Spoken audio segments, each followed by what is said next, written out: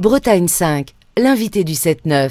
Et ce matin, dans le 7-9 du vendredi, je reçois Christophe Fouillère. Il est adjoint à la maire de Rennes, délégué au quartier Vigan-Beauregard et il est également premier secrétaire fédéral du Parti socialiste d'Ille-et-Vilaine. Merci d'être venu jusqu'à nous au micro de la matinale. Bonjour. Bonjour et merci pour votre invitation.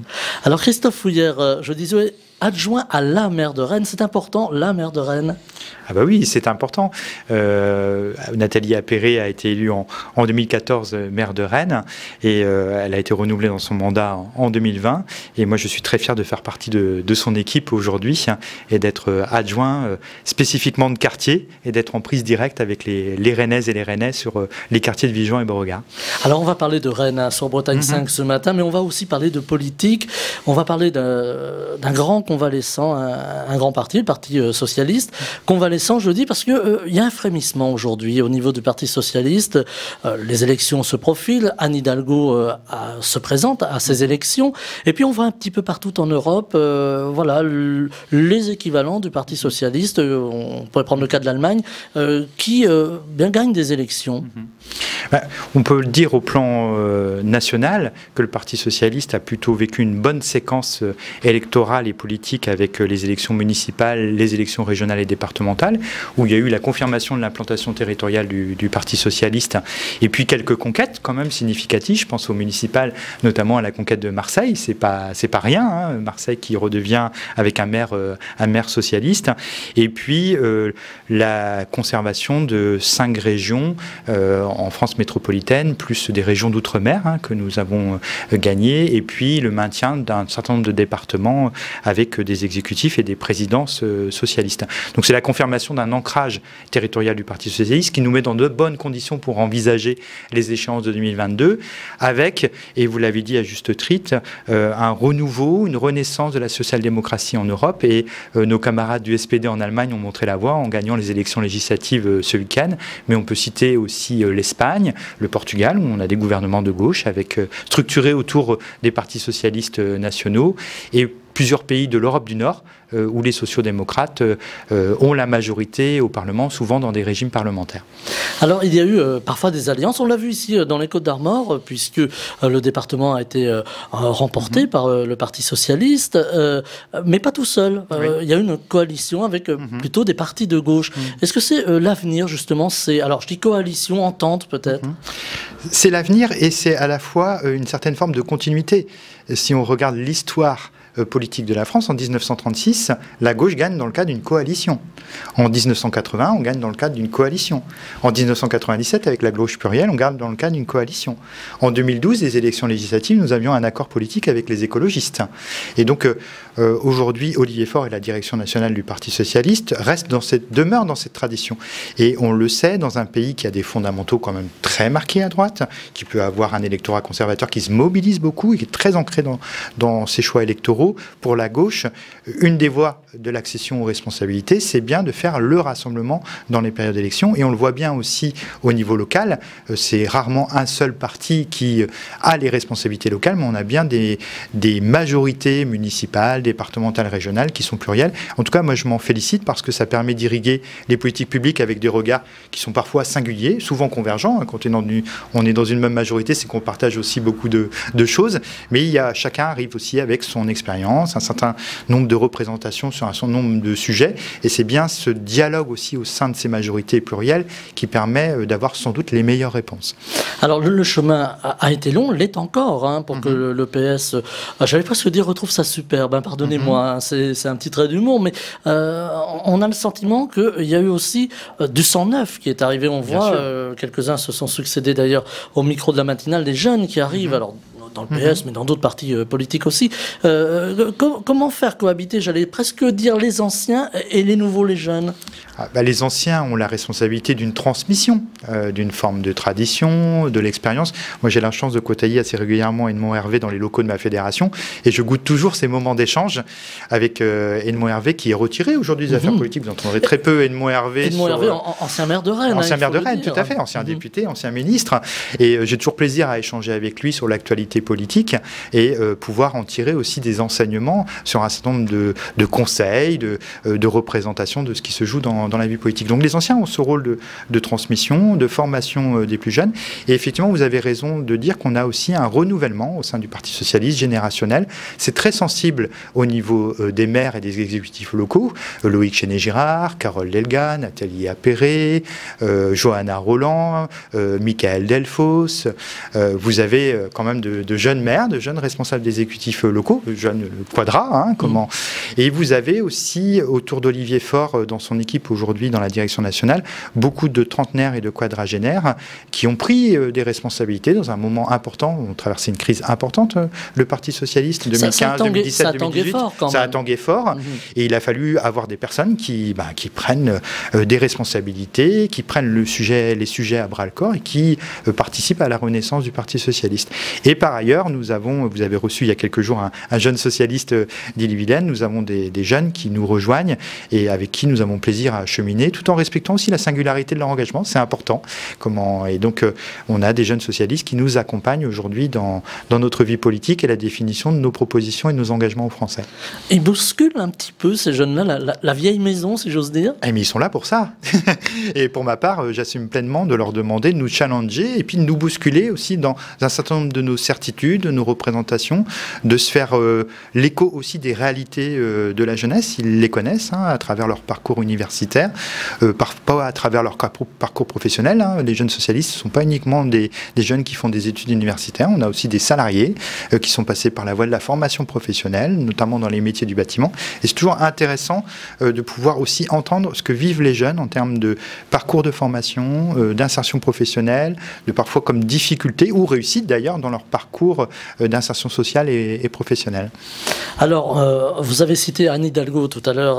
On parle de politique, on parle aussi des élections qui vont arriver, élections présidentielles, puis pratiquement en enchaînement les élections législatives. Anne Hidalgo, j'allais dire Nathalie Appéré. Anne Hidalgo est donc candidate à la présidence. C'est une personne qui est, on pourrait dire clivante. On voit beaucoup de choses sur Anne Hidalgo. Finalement, on ne la connaît pas tant que ça, mais on voit beaucoup de choses en tant que maire de Paris. Elle est beaucoup décriée. Comment arriver à imposer en quelque sorte sa personnalité ? Elle fait l'objet de multiples polémiques et qui datent depuis longtemps. Et elle a remporté avec beaucoup de brio les élections municipales en 2014 et en 2020.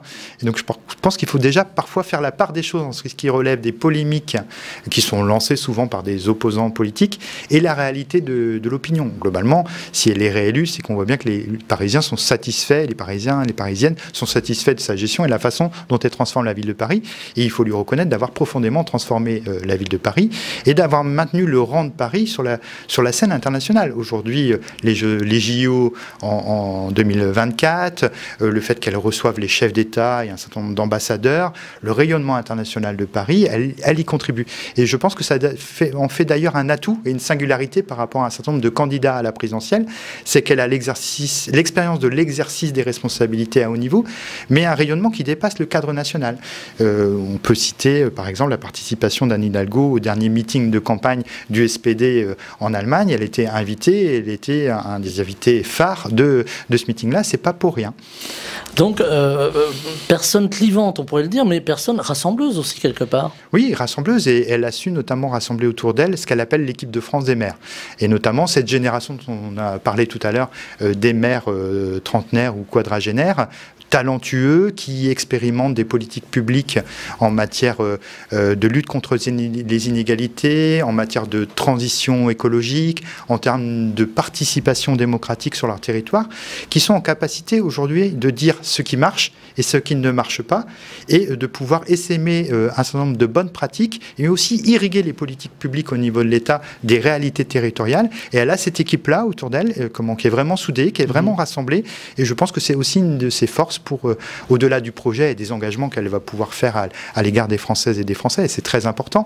Mais cette équipe qui l'entoure, cette capacité à rassembler et à fédérer des talents, va être un élément important dans la campagne présidentielle.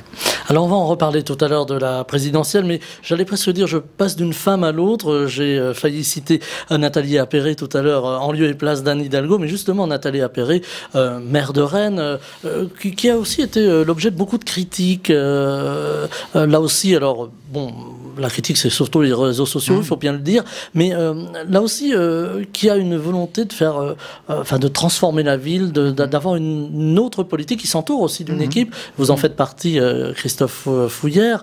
Est-ce que là aussi, les femmes dans la politique peuvent avoir un côté plus volontariste que les hommes? C'est un petit peu la question. On parle beaucoup d'égalité aujourd'hui. Moi, j'aurais pas une vision essentialiste ramenant à l'identité de genre dans l'engagement politique. Je pense qu'il y a des femmes et des hommes de volonté qui ont envie de porter les transformations nécessaires sur leur territoire. Et bien évidemment, comme ils ont la volonté de transformer, ils bousculent un certain nombre d'habitudes. Ils bousculent notamment ce qu'on appelle les forces conservatrices, ceux qui sont opposés au changement. Et donc, effectivement, ça génère de l'opposition. C'est parfois assez clivant, c'est parfois caricatural, mais ça fait partie de la vie politique. Il faut le prendre comme tel.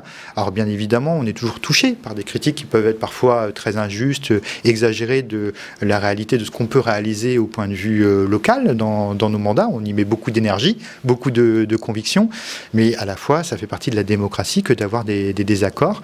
Et il y a des espaces pour cela. Et l'espace, c'est la campagne électorale et l'élection. C'est pas uniquement les réseaux sociaux ou un certain nombre de phénomènes aujourd'hui de violence dans la vie politique ou la vie sociale qui s'expriment à l'égard des élus, qu'ils soient de droite ou de gauche, d'ailleurs. Donc il y a un moment, c'est le moment du débat démocratique. C'est un affrontement qui a ses codes, qui est encadré, mais qui permet aussi, et chaque électeur a la possibilité de faire un choix.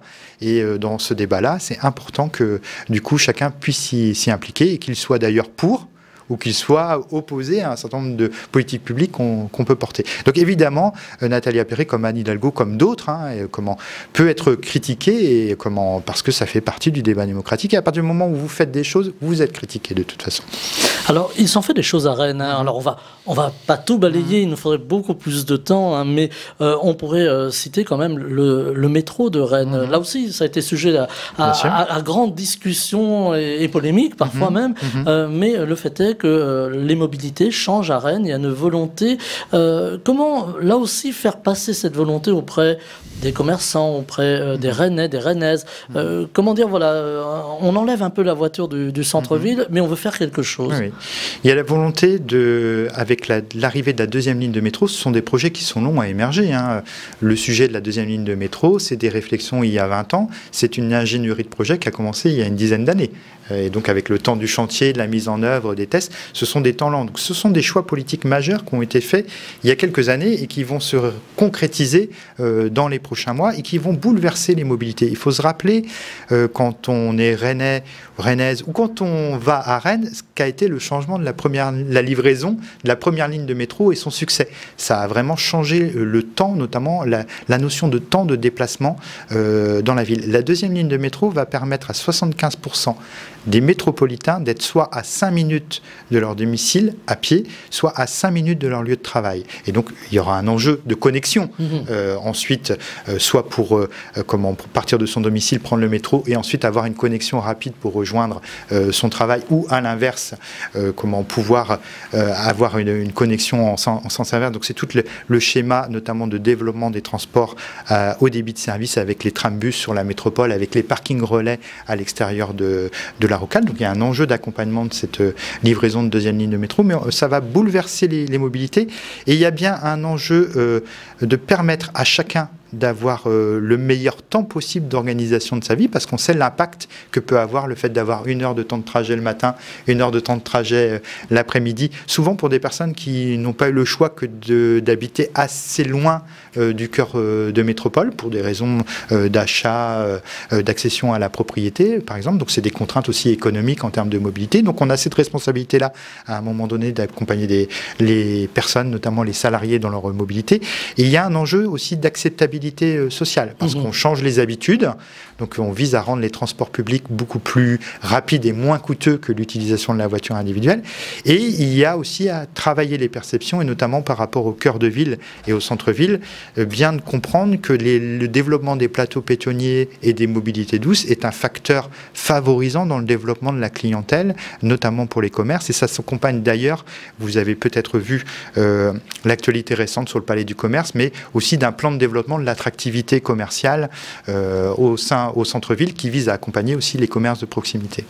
Donc accompagner, à opérer ce changement de la ville de Rennes, ça passe aussi par l'urbanisme, on en parle beaucoup. Rennes se développe, alors comment se développer sans trop grignoter aux alentours et dans la métropole cette fois-ci? Est-ce qu'il y a une recette miracle? Il y a des objectifs de transition écologique et d'ailleurs ils ont été très présents dans le modèle de la ville archipel depuis très longtemps, puisque le maintien de la ceinture verte et ce modèle de métropole qui s'organise autour de pôles urbains avec 78% de la surface métropolitaine qui sont des surfaces agricoles ou naturelles, donc c'est quand même pas une aire urbaine très bétonnée et densifiée, et il y a la volonté de maintenir. Dans le cadre de la lutte contre le réchauffement climatique et la nécessaire transition écologique, l'agriculture de proximité par exemple, on a besoin de maintenir cette terre agricole. Donc, et il y a des objectifs nationaux à travers la loi, notamment du zéro artificialisation nette. Et donc le temps du développement des lotissements et des zones d'aménagement sur des espaces agricoles est clos. Aujourd'hui, on le voit bien dans l'histoire du modèle urbain de Rennes. On a eu par exemple Beauregard, le quartier que je connais bien puisque j'en suis élu, qui s'est développé sur des terres agricoles. Et aujourd'hui, on n'a pas ces réserves foncières et d'ailleurs, on n'a pas la volonté d'aller grignoter sur les terres agricoles parce qu'elles sont nécessaires. Et donc du coup, on est dans une époque où on va passer à une reconstruction de la ville sur elle-même et donc un nécessaire travail à la fois de densification d'un certain nombre d'axes de circulation, c'est ce qu'on appelle les faubourgs. Donc c'est à peu près 4% de la surface de la ville, en gardant un tissu de maisons et de petites rues et de quartiers très sympathiques en arrière des faubourgs. Oui, enfin on vit très bien aussi dans des bâtiments, c'est des choix de vie et chacun, il faut avoir une diversité dans le modèle urbain. Moi j'habite dans un immeuble de 4 étages, dans un quartier qui est quand même assez dense, c'est mon choix et ça me correspond en termes de vie, mais c'est peut-être pas le choix de tout le monde. Il y a des personnes qui souhaitent accéder à une maison avec un jardin et c'est tout à fait légitime, on n'a pas à le remettre en cause. Il y a une diversité de formes urbaines, une diversité de formes de logement à avoir, mais on passe dans un temps de reconstruction de la ville sur elle-même et donc évidemment d'un débat sur la nouvelle figure qu'aura la ville, sa transformation et aussi l'acceptabilité. C'est-à-dire que ça doit être un processus qui doit être encadré démocratiquement et qui doit être accompagné avec les habitants. Et il n'y a rien de pire que d'avoir des habitants qui sentent qu'on leur impose quelque chose sans avoir ce travail de pédagogie, d'accompagnement et puis de co-construction de la politique publique. Et ça, c'est aussi une des ambitions qu'on a à Rennes. Je sais qu'Anne Hidalgo l'a aussi à Paris et qu'on le porte au niveau du Parti socialiste, au niveau national dans notre projet pour 2022, c'est aussi cette question de la participation citoyenne.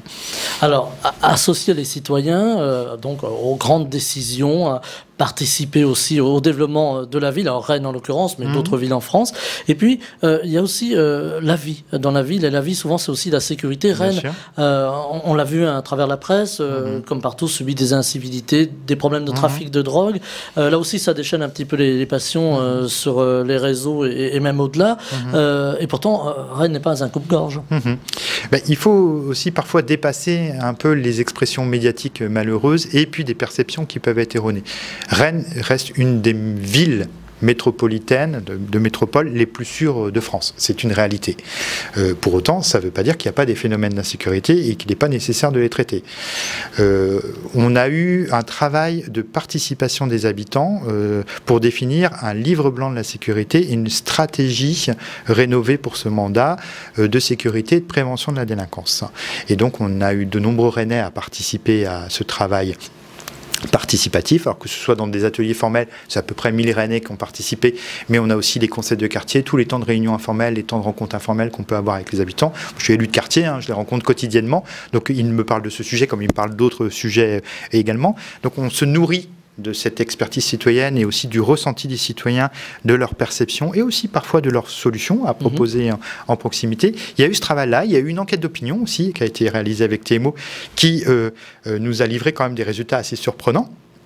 sur la perception de l'insécurité, notamment, on pourrait se dire, ben oui, il y a une montée de l'insécurité, c'est très prégnant chez les Rennais, et en fait, on s'aperçoit dans l'enquête que c'est absolument pas le cas, et que souvent d'ailleurs les Rennaises et les Rennais renvoient la perception du sentiment d'insécurité au traitement par les médias des faits divers, ce qui est quand même étonnant. Ça n'empêche qu'il y a, et on en a tout à fait conscience, il ne faut pas être angélique, des problématiques d'insécurité à Rennes, trafic de stupéfiants, un certain nombre d'individus sur l'espace public qui peuvent être dangereux, notamment pour les passants ou les usagers de l'espace public. Et donc là, on vise à développer un plan d'action sur ces sujets-là. Donc c'est le recrutement sur le mandat de 40 policiers municipaux. En une année, nous en avons recruté 28 et on aura nos 40 policiers municipaux supplémentaires d'ici la fin du mandat, qui seront opérationnels. La volonté de mettre en place aussi, parce qu'on a entendu la demande des Rennais, une police municipale de proximité. C'est-à-dire que les Rennais ne nous demandent pas forcément une police d'intervention. Ils ont bien compris que la police nationale est une police d'intervention, mais ils demandent d'avoir une police municipale qui soit à côté d'eux au quotidien, accessible, qui soit sur l'espace public pour les accompagner, pour échanger, pour faire de la médiation aussi et de la prévention. On va développer une brigade anti-incivilité pour recentrer l'action de la police municipale sur une mission de présence sur l'espace public qui enlève les questions de stationnement, les questions de dépôt d'encombrants par exemple sur l'espace public, et pour vraiment déployer de la proximité et aller plutôt en termes de disponibilité sur les lieux sensibles. Et on a aussi un travail partenarial, il faut le dire, avec l'État, que ce soit avec le préfet, avec le procureur de la République, pour traiter des situations particulières. Je pense notamment à la question d'un certain nombre de mineurs étrangers présents en centre-ville, ou la question des points de deal, où là, effectivement, la mission de la ville s'arrête assez vite, puisque c'est une compétence régalienne de l'État, elle s'applique sur notre territoire, et donc il y a un partenariat de sécurité publique. Et moi, je tiens à saluer l'action des forces police et du procureur de la République, qui sont déterminés à agir pour la sécurité des Rennais, aux côtés de l'action municipale. Alors, on se souvient jadis des commissariats de quartier qui ont été fermés sous la présidence de Nicolas Sarkozy. Est-ce qu'il faudrait aujourd'hui renforcer la présence, justement, alors peut-être des commissariats ou des lieux où les forces de l'ordre sont présentes régulièrement dans les quartiers? Alors, il ne s'agit pas de stigmatiser les quartiers, mais juste là encore, pour être au contact de la population. La police de proximité, elle avait démontré son efficacité. Et c'est d'ailleurs Nicolas Sarkozy, rappelez-vous, ministre de l'Intérieur, qui, de manière assez brutale, à l'égard de la population et à l'égard des policiers eux-mêmes, qui étaient partie prenante de cette police de sécurité, y a mis fin. En disant, ça doit être une police d'intervention, une police de répression. La police n'est pas là pour jouer au football, arrêter de faire de l'irrigation, faire du football et de la prévention. Que ce soit au plan local à Rennes, mais que c'est aussi au plan national, et c'est dans notre projet Il est temps de vivre mieux que nous avons adopté lors du congrès de Villeurbanne, nous proposons le développement à nouveau d'une police de proximité. Parce qu'il y a besoin d'avoir d'une part des policiers qui connaissent bien leur territoire, et les habitants et les acteurs de leur territoire, donc des équipages qui viennent de l'extérieur, qui viennent juste intervenir, ils connaissent pas les lieux, ils connaissent pas les acteurs, c'est extrêmement difficile aussi de faire remonter les situations, de créer le lien nécessaire de confiance. Il faut le dire aussi, ces dernières années, le lien de confiance police-population, il a été un peu altéré. Et je vois bien dans ce que nous demandent les habitants, et singulièrement dans un quartier populaire comme celui de Villejean, ils nous disent oui, on veut de la sécurité, mais on veut aussi une police du dialogue. On veut une police dans laquelle on se sente bien dans le dialogue quand ils sont présents. Et c'est pas toujours le cas. Il n'y a pas que l'aspect coercitif. Voilà, coercitif. Et donc, du coup, il y a, nous, notre volonté de développer cette police de proximité, mais aussi de développer la formation initiale et la formation continue des policiers, pour leur permettre de mieux comprendre les évolutions de la société et de mieux adapter les formes d'intervention aussi en matière de sécurité. On voit bien que là, il y a aussi un enjeu de formation initiale et de formation continue qui a sans doute été trop négligé ces dernières années. Alors, la sécurité, c'est aussi un enjeu national, vous l'avez dit, Christophe Fouillère. Il nous reste 4 petites minutes. On va parler évidemment de l'enjeu. On a commencé un petit peu à le faire au début de cet entretien, des enjeux qui vont être portés au niveau des élections, alors essentiellement présidentielles, mais aussi législatives, on ne les oublie pas.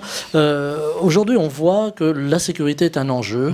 On voit aussi un paysage politique morcelé. Je parlais tout à l'heure du PS, qui est un grand convalescent, mais on aurait pu le dire pour la droite aussi, et d'autres partis politiques. On pourrait aller même jusqu'à Madame Le Pen, depuis l'arrivée sur la scène d'un certain Monsieur Zemmour.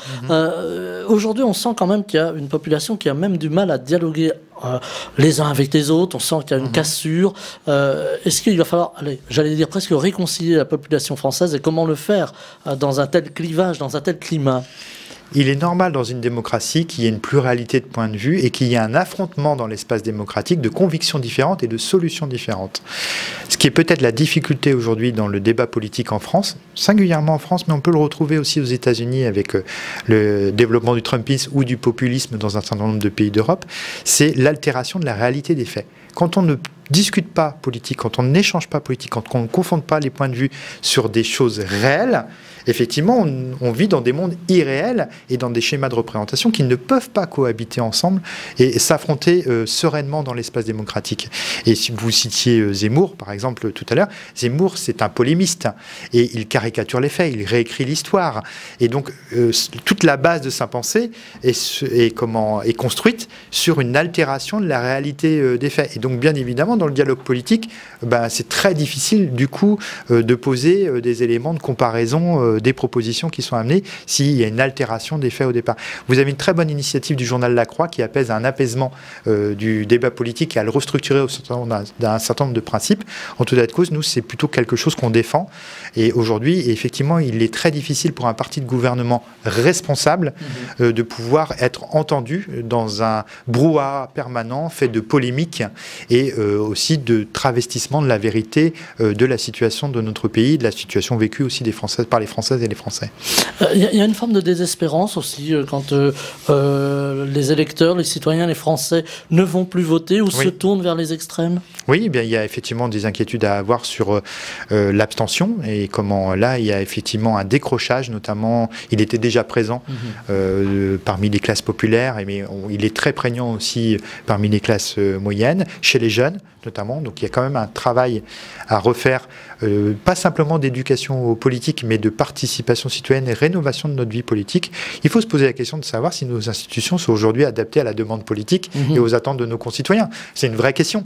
Et là, il faudrait en débattre et avoir des propositions en la matière. Il y a l'abstention, il y a le développement aussi du populisme, qui est un sujet d'inquiétude pour les partis de gouvernement. Et puis l'émergence un peu dans chaque crise d'une figure qui apparaît un peu comme le sauveur. Bon, Macron a été typiquement de ce type de figure en 2017, où on voit bien les limites dans l'exercice ensuite des responsabilités, notamment au plan national et au plan international aussi. Et donc il y a quand même des questionnements profonds aujourd'hui qui traversent notre démocratie, et c'est la responsabilité des partis, mais pas simplement des partis, des associations, des syndicats. Vous avez reçu dernièrement un syndicaliste, vous avez pu évoquer ce sujet-là avec lui. Les syndicats ont un rôle à jouer aussi dans la structuration du débat démocratique et du débat politique. Les associatifs aussi, les mouvements d'habitants, les collectifs d'habitants aussi. Alors il nous reste une petite minute, on est sur les corps intermédiaires, on parle aussi beaucoup d'éducation, alors on va pas faire le tour en une minute, ce serait un petit peu risqué quand même d'oublier des choses, mais on parle aussi de l'éducation populaire, je crois que c'est cher à votre cœur, allais-je dire. On a oublié aussi l'éducation populaire. Oui, comment cette capacité à pouvoir avoir de la pluralité de points de vue, à expérimenter, à faire des erreurs, à accompagner de manière bienveillante. On a peut-être développé une culture plus individualiste, une culture plus du résultat. Vous êtes jugé à l'aune de votre réussite et pas à l'aune du cheminement que vous avez et de la qualité du cheminement que vous avez eu. Et donc, effectivement, pour moi, l'éducation populaire, elle est assez centrale et j'y tiens dans ce qu'on doit proposer, pas simplement pour les jeunes. C'est pas qu'une question d'éducation au sens enfant et jeunesse, mais c'est bien de perspective, de mode d'action, de mobilisation des citoyens au sein d'une société. Et ça traverse tous les âges. Et c'est là-dessus que l'on va se quitter, Christophe Fouillère, ça va vite, vous voyez la matinale. Je rappelle pour les auditeurs que vous êtes Christophe Fouillère, adjoint à la maire de Rennes, délégué au quartier Villejean-Beauregard, alors on dit quartier populaire dans tout le sens le plus noble du terme, premier secrétaire fédéral du Parti socialiste d'Ille-et-Vilaine, et vous êtes venu spécialement pour nous ce matin au micro de la matinale. Je vous en remercie, je vous souhaite une très belle journée. Merci, bonne journée à vous. Bretagne 5 matin, le 7-9, Stéphane Hamon.